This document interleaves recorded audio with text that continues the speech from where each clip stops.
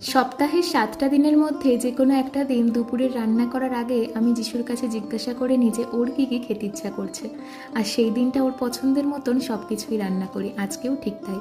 ওর কয়েকদিন ধরেই টমেটো চাটনি খেতে ইচ্ছা করছিল, তাই ভাবলাম আজকেই টমেটো চাটনিটা বানাই। আর তার সাথে পেঁয়াজ ফোড়ন দিয়ে পাতলা করে মুসুর ডাল বানালাম।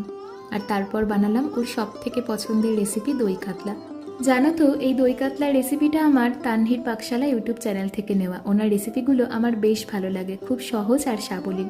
আমি দই কাতলা বানানোর জন্যই প্রথমে মাছগুলো ভেজে নিয়েছি, আর তার পাশাপাশি পেঁয়াজ, রসুন, আদা আর কাঁচা লঙ্কা পেস্ট করে নিয়েছি। আর এখন কড়াইতে তেল দিয়ে তার মধ্যে গোটা গরম মশলা দিয়ে পেঁয়াজের পেস্ট আর তার সাথে টক দই, জিরে গুঁড়ো, লঙ্কার গুঁড়ো আর নুন চিনি দিয়ে একটু কষিয়ে নিয়ে ভাজা মাছগুলো দিয়ে অল্প পরিমাণে জল দিলেই কিন্তু রেডি আমাদের দই কাতলা।